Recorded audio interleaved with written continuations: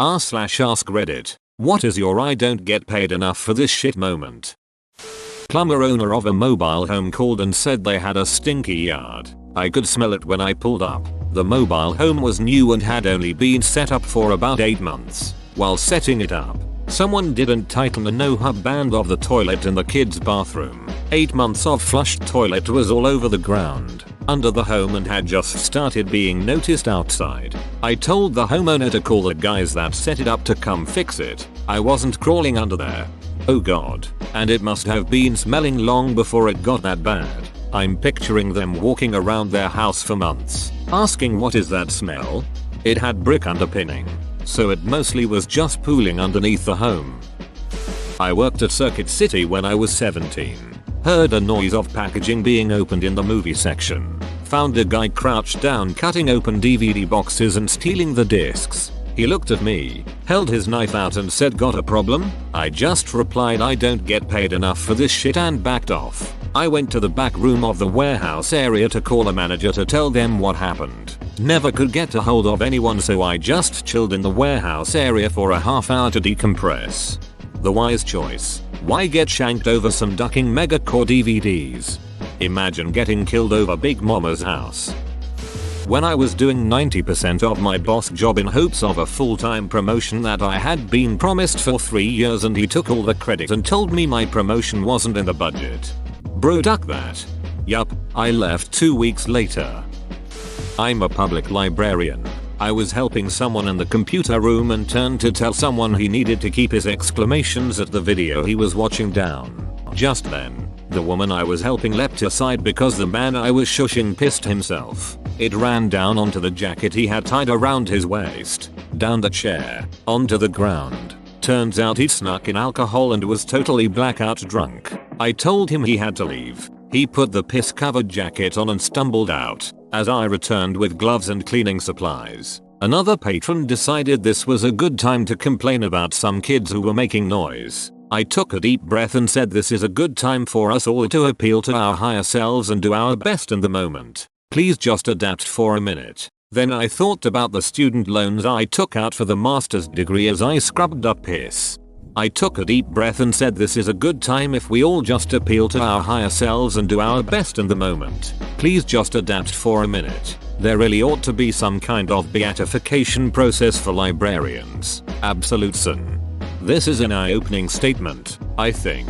As a society in the US, we have forgotten this aspect of humanity. We have forgotten we do have a higher self and only feed our base self. Thanks. I worked at a heating and air conditioning company doing bookkeeping. I was being trained by the company's accountant. If I made a mistake, the owner would literally scream at me full voice. I overheard him talking to his brother, and his brother had told him not to scream at me. The owner said, "You have to tear them down to build them up." I decided I wasn't going to take another day of this screaming after that. Nor should you. I am a CPA and used to do bookkeeping. No way in hell should you ever let someone treat you like that. Those are rookie numbers. Nope. I quit. Grocery store cashier. The customer was angry because her cereal had rung up wrong. I called a price check and this lady berated me the whole time. I recall that she accused me of trying to steal from her, said she was going to get me fired. I looked at her and said, "I make $7.25 per hour no matter how much you pay for this cereal, so I do not give a shit how this situation turns out." She stared at me in shock. The price check comes back saying the price scanned correctly. Silence. I said, "So do you want the cereal or not?" She said, "Yes," and that was that. She did not complain to the manager. Very well spoken. Never fails to astound me how many shitty people just fold in shock when a retail worker says literally anything in response to their bullshit. I ran the entire company's financials and general management for $14 HR. I had a meeting with the owner telling him I need a raise and to hire an assistant. He told me I wasn't business minded and should be a stay-at-home mom. I quit the next day. That was so disrespectful. Yep, who quits just like that? Bagging groceries at a major supermarket. The manager came over to tell me that I needed to clean up the bathroom. An elderly gentleman fell off the toilet while pooping and it was a literal shitshow. Apparently I was the most qualified because I was 16. I was handed a broom and a dustpan. I shit you not. Sorry had to. My reward for going above and beyond the Call of Duty? $5 in store coupons. Sometimes dreams really do come true. Not sure about your country, but growing up I always got out of that by saying I haven't been trained in hazardous materials or biomaterial handling and disposal. If you train me and provide the proper protective equipment, I'm happy to do it. They'll always find someone else, as technically it is biohazardous material and by law, at least where I am, requires a bunch of BS. No employer wants to even think about the Ministry of Labor. I know that would work in America, but also, biohazard training is a joke.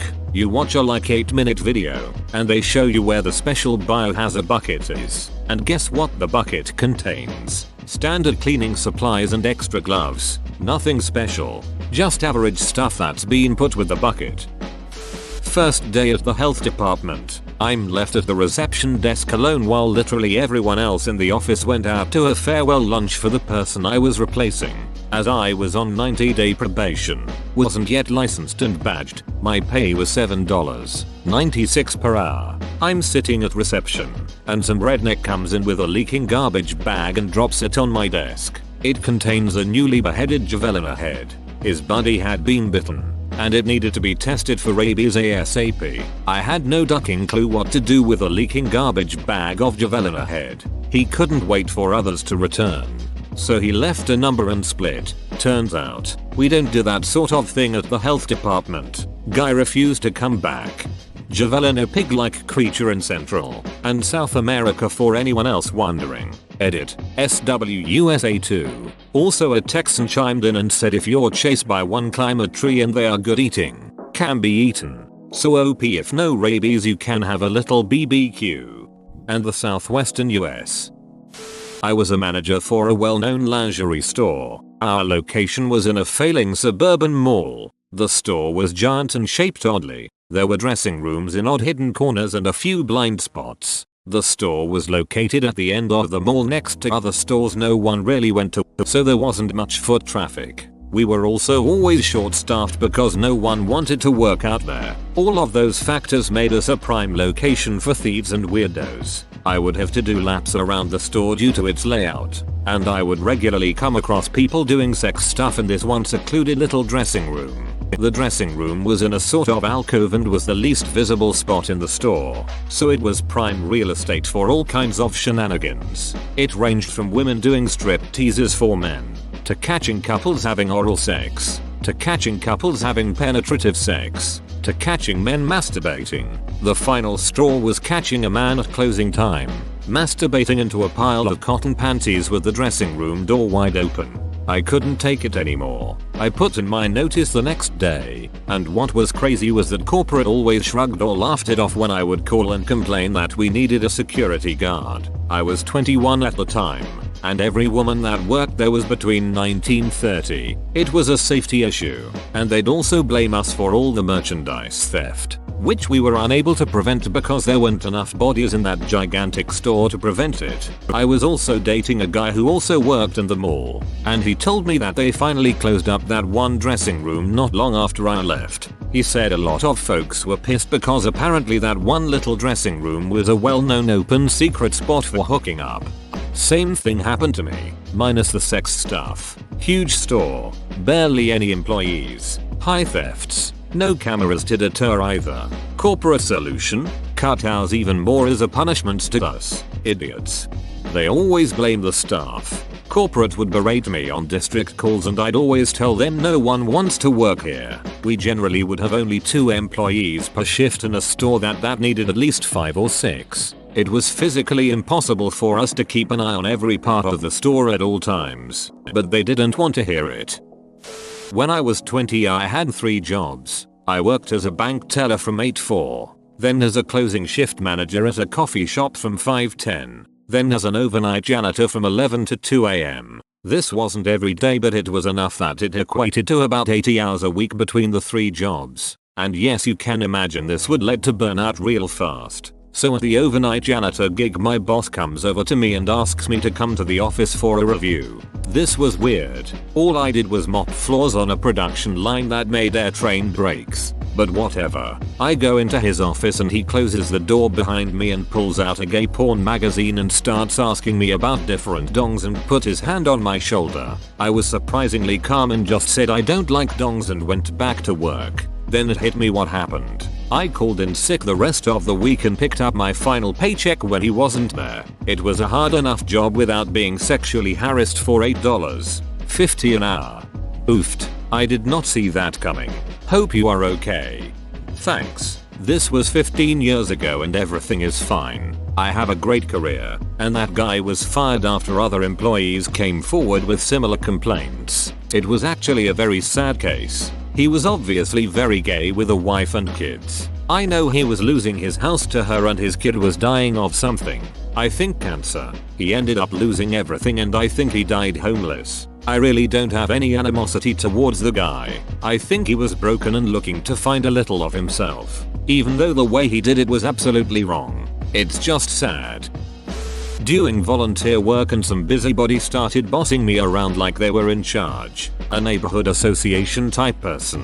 I told them to back the duck off. It took a couple of seconds for people to realize that the person barking orders wasn't a boss, but an a-hole that was used to being in control. Edit. I didn't expect this to blow up. Just to clarify, if the person is in a position of responsibility, such as treasurer or coordinator, then they have a reason to delegate tasks to some extent. I also didn't use the words back the duck off. It had the same impact and pulled the rug from under him. I don't think it's nice to be overly rude in return because a lot of ignorant people are basically ignorant in the true sense. If you find yourself in a position that you're in charge of organizing an event with volunteers, then you'll need to have a degree of humility that isn't often seen enough in business.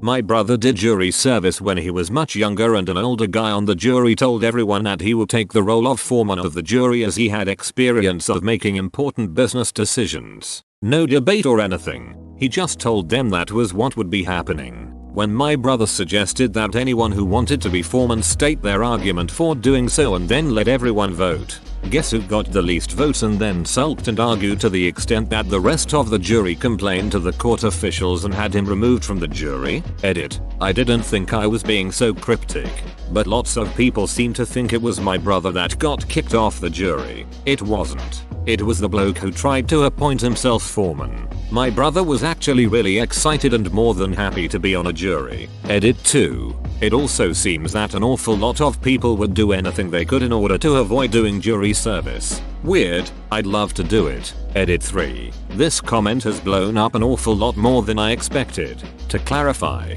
this was in the UK, about 20 years ago. To be selected for jury service is quite rare, in my experience. My brother is one of only 2 people I know that has done it. It is widely considered a civic duty and whenever I've ever discussed it with anyone, the only people who said that they wouldn't want to do it are self-employed as they get paid a nominal amount. In the UK I believe that your employer has to by law pay you in full when you are doing jury service. Personally, I believe that in a modern and civilized society, if you are selected to do jury service then you have a duty to do it unless it will cause you great financial or personal family issues. I used to work at Old Country Buffet, and there were kids who would eat until they threw up like all the time. This one case that is seared into my mind was when I was once fixing up the salad bar and I heard Billy run.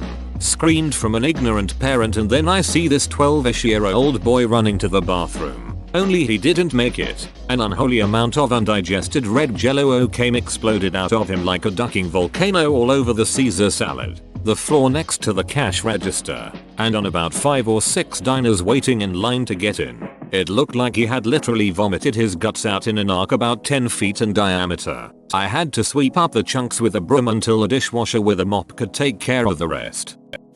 Whoa, you made it to the end? You're a ducking beast. I'll cut you a deal. Smash like and subscribe for more curated content, bruh. It's free and that's a great price.